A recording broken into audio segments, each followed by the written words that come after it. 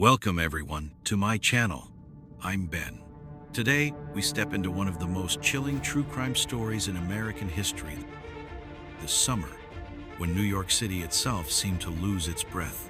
It was a season of terror, when young couples sitting in parked cars became targets of a faceless gunman, and fear turned the city's nightlife into silence. At the heart of it all was a haunting mystery. Who was prowling the streets with a .44 caliber revolver, leaving behind only shattered glass, blood, and letters, signed with a name that sounded more like a curse than a man? Night falls, and the city exhales a long, uneasy breath that catches in the throat. Streetlights hum over empty stoops. A siren wails somewhere deep in Manhattan, then fades, like a warning swallowed by brick and steam.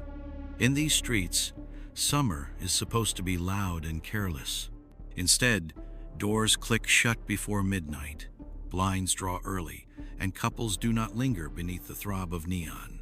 The rumor is not a rumor anymore. Somewhere out there, a man walks up to glass and breath, and the night ends in gunfire.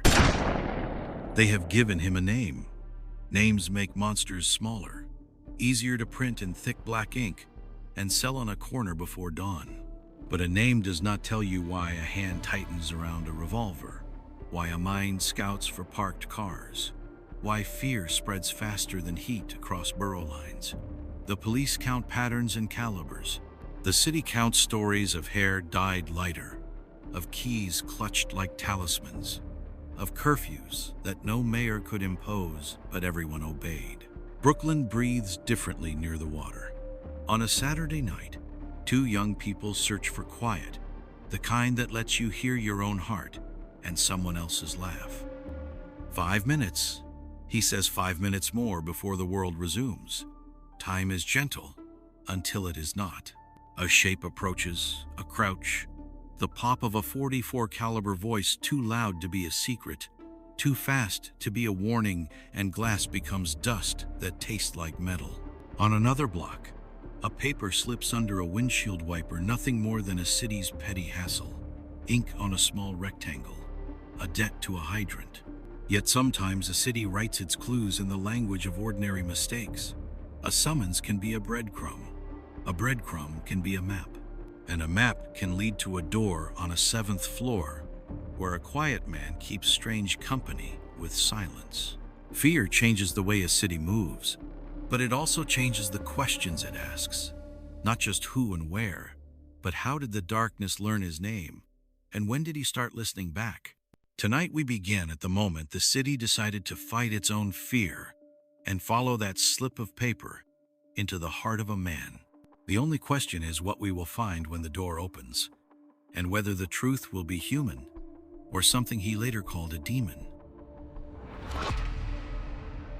Before he was Son of Sam, before ink bled his name across tabloids, David Berkowitz was just another boy in the Bronx.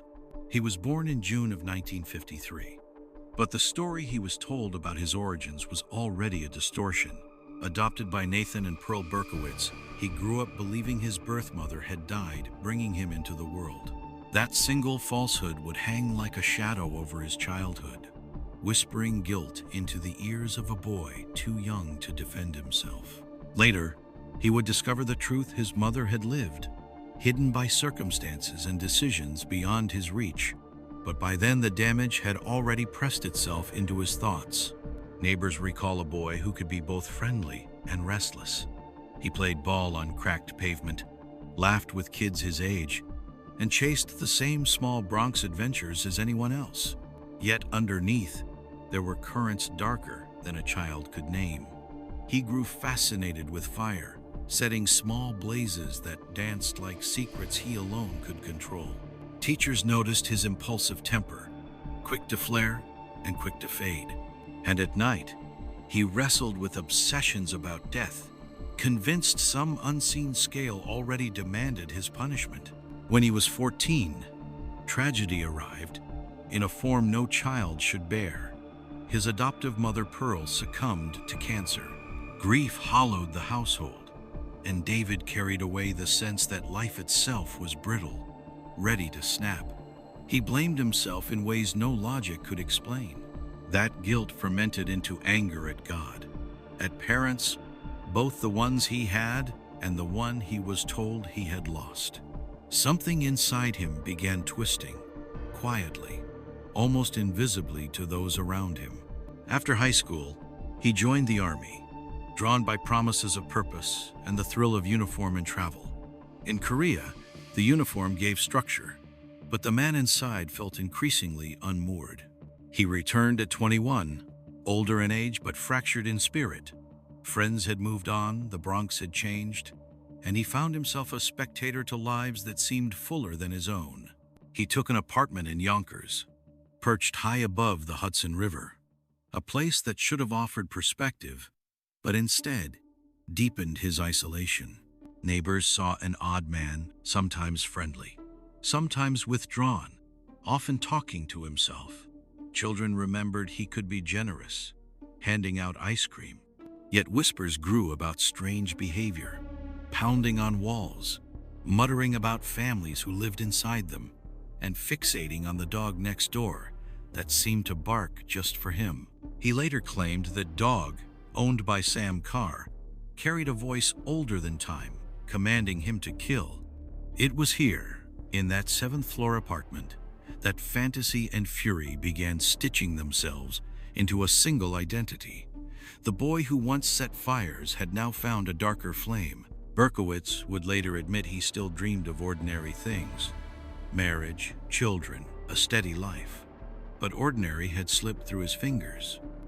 Loneliness became a companion, paranoia a neighbor, and the city below his window, teeming with laughter and freedom, turned into a hunting ground waiting for him to step outside. The summer of 1976 should have been another season of music spilling from radios, of couples driving with windows down, of laughter echoing in borough parks. Instead, the season cracked open with the sound of gunfire. On the night of July 29th, Donna Loria, 18 years old, sat in a car outside her Bronx apartment with her friend Jody Valenti. The night was warm, ordinary, until the shadow of a man approached. Without a word, he lifted a revolver and fired. Donna slumped lifeless in her seat. Jody was wounded but alive. A quiet Bronx block had just become the first page of a nightmare. It was not a robbery. There was no shouted demand, no theft, no escape car screeching into the night. It was violence without transaction, a rupture that seemed to appear out of nowhere. Within weeks, another young couple, sitting in a parked car in Queens, felt the same terror. Glass shattered, bodies collapsed, and the city began whispering about a pattern. Police called the unseen shooter the .44 caliber killer. Newspapers clung to that name until a letter, scrawled with eerie phrasing, introduced a new moniker: Son of Sam. The killings carried a strange consistency. Most victims were young women, often with shoulder-length dark hair, often accompanied by a boyfriend or friend. They were shot in cars, on stoops, in places where romance or conversation had replaced caution. The weapon was always the same, a powerful Charter Arms Bulldog .44 caliber revolver. Each bullet tore through not only flesh, but the fragile illusion that New York was still a city that belonged to its people at night. Fear spread faster than the newsprint. Women cut or bleached their hair. Lovers avoided quiet streets. Entire neighborhoods organized civilian patrols, armed not with weapons but with watchful eyes. Yet no one could predict where the next attack would fall. He struck in the Bronx, then Queens, then Brooklyn. Victims survived with shattered skulls, fragments of bone protecting their brains by chance. Others died instantly, their names folded into a growing list of casualties. 6 dead, 7 wounded. Each new headline pushed the city further into panic. Berkowitz was methodical in his randomness. He prowled the streets nearly every night, seeking the right moment, the right silhouette framed by car windows. He later admitted he felt driven by forces he called demonic, by voices that urged him on. But the effect was brutally real.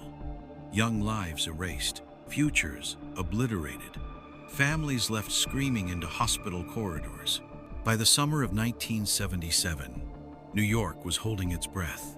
The killings had gone on for more than a year, and still the shooter walked free. The tabloids published his letters in full, filled with grotesque imagery and taunts to the police. He promised more blood. He mocked the city. He signed them with a name that would freeze in memory, Son of Sam. And each time another body fell, the myth of the ordinary man who could be a monster grew stronger, pressing the city into silence as midnight approached. The investigation was unlike anything New York had faced in decades. Detectives mapped boroughs with pins, tracing shootings that seemed at first disconnected. The bullets told a different story. .44 caliber rounds, heavy and devastating, each leaving behind the same brutal signature. The police were overwhelmed, not just by the complexity of the case, but by the sheer terror gripping the city. Phone lines burned with tips, many of them useless, and witnesses described everything from a tall man with dark hair to a stocky figure that could have been anyone. The press only magnified the chaos. Every newspaper printed fresh headlines, sometimes exaggerating details, sometimes guessing outright. The Son of Sam letters changed the case from a local manhunt to a national spectacle. In his twisted prose, Berkowitz described himself as a monster, as a servant of forces beyond human control. To police, the letters were a curse and a gift evidence of his handwriting, his phrasing, but also fuel for the panic that already ruled the streets. Detectives looked for patterns not just in victims, but in geography. Queens, the Bronx, Brooklyn, the killer moved across borough lines with ease. Civilians tried to help, forming watch groups that patrolled at night. But the randomness of his violence made protection impossible. Some women cut or dyed their hair to avoid fitting the apparent profile. The sense of helplessness became nearly as dangerous as the bullets themselves. The break came from something astonishingly ordinary: a parking ticket. On July 31st, 1977, the night Stacy Moskowitz and Robert Violante were shot in Brooklyn, Berkowitz had left his car near a fire hydrant. That slip of paper, tucked under his windshield wiper, became the thread investigators pulled. A woman remembered seeing a man near the car and connected it to the shooting.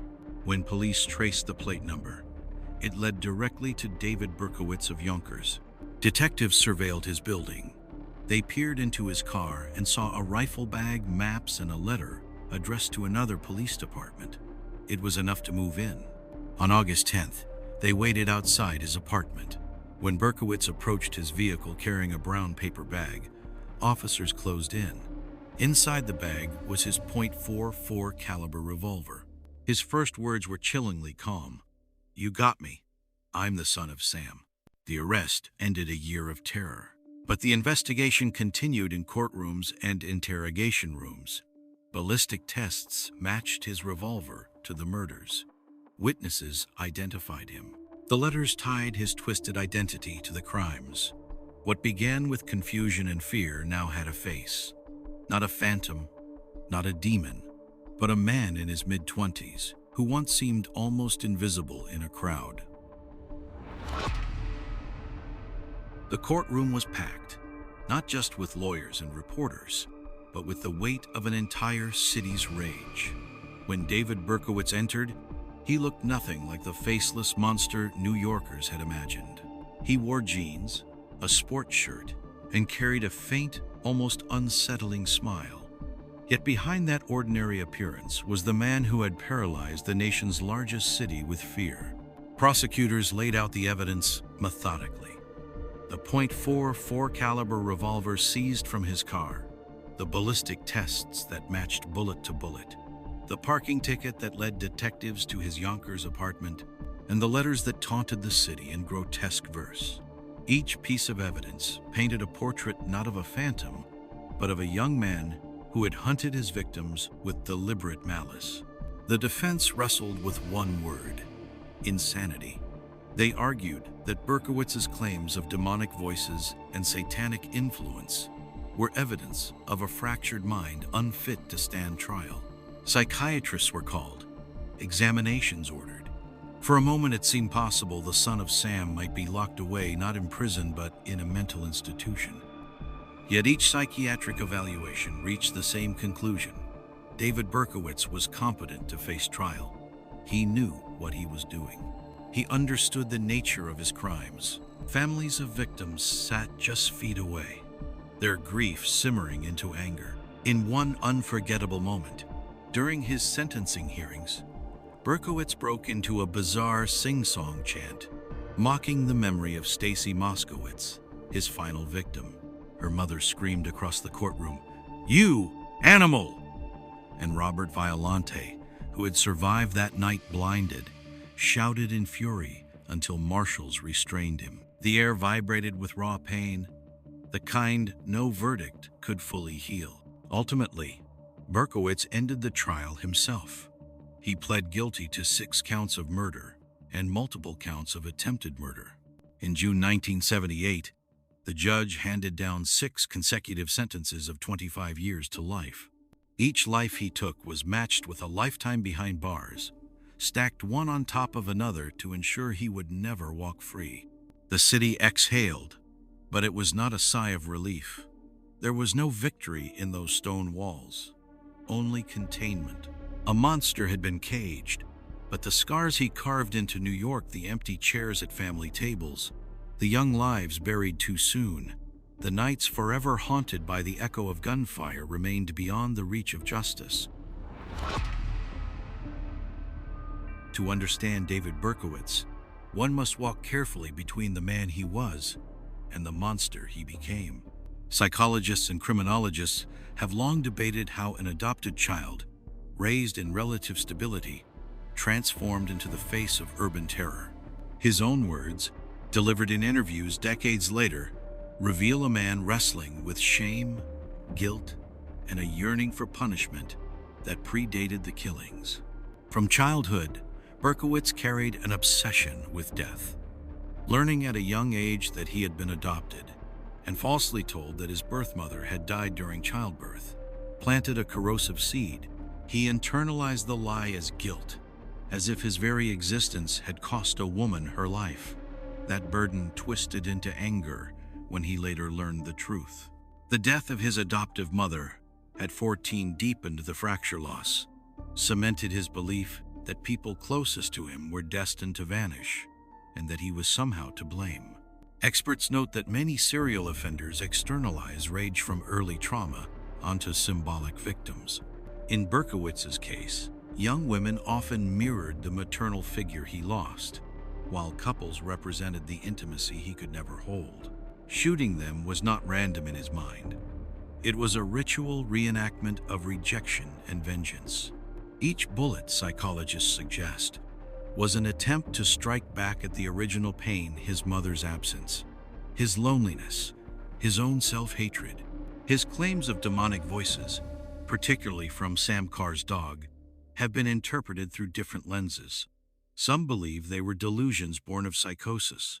Others see them as a convenient narrative to deflect responsibility, a way to frame his acts as the will of supernatural forces rather than his own choice. Yet even if the voices were imagined, the effect was real. He believed them, or chose to act as if he did, giving shape to his inner darkness. What is striking in Berkowitz's psychology is not just violence, but duality. Neighbors remembered a polite man who bought children ice cream. In court, he mocked grieving families. In prison decades later, he spoke softly about God and redemption. This split mirrors what many psychologists identify as compartmentalization, the ability to live in fragments, each sealed off, until the violent fragment dominates. In truth, Berkowitz was neither fully insane nor fully demon. He was a man scarred by abandonment, shaped by grief, driven by impulses he never sought to master, and enabled by a city too chaotic to stop him quickly. His story warns of how personal despair can metastasize into collective terror when left unchecked. It also raises the enduring question: was he seeking power, or was he simply trying to silence the voices inside his own head? When the cell door closed on David Berkowitz, New York City did not immediately heal. Relief mingled with exhaustion, and the echo of gunfire still haunted the boroughs where couples once sat carefree in their cars. Families mourned quietly, carrying grief that stretched across decades. For them, no sentence, no matter how long, could restore what was taken in seconds of violence. Public reaction was complex. On one hand, New Yorkers felt gratitude that the man who had stalked them through the summer of fear would never walk free. On the other, there lingered disbelief that such devastation had been caused by someone so ordinary. Neighbors who once waved to him in Yonkers now replayed every encounter, wondering how they had missed the signs. The myth of the Son of Sam became larger than the man himself, a symbol of how darkness could hide in plain sight. Berkowitz's later transformation in prison, declaring himself a born-again Christian, ministering to fellow inmates, writing letters of warning against Satanism, divided opinion. Some viewed it as a cynical attempt at redemption, a way to soften his legacy. Others believed his faith was genuine, that he had truly sought to redirect his life from destruction to service. Yet for the families of Donna Loria, Stacy Moskowitz, and the others, redemption meant little. Their children remained gone, their futures severed. Forgiveness, for many, was impossible. The cultural impact of the case stretched far beyond the courtroom. The Son of Sam murders became the subject of books, films, and endless analysis. New York itself seemed to carry a scar, a reminder that fear can silence even the most vibrant of cities. Lawmakers even passed the Son of Sam law, designed to prevent criminals from profiting off the publicity of their crimes. Decades later, Berkowitz sits in a prison cell, past 60 years old, resigned to a life sentence he himself admits will never end in parole. He has spoken of regret, of warning others, of finding God. But outside those prison walls, the name Son of Sam will forever belong not to a man of faith, but to the killer who once made a city of millions afraid to leave their homes at night. For New York, the story remains a cautionary tale. Evil does not always announce itself with horns and shadows. Sometimes it wears the face of the quiet man next door, waiting for the night to fall.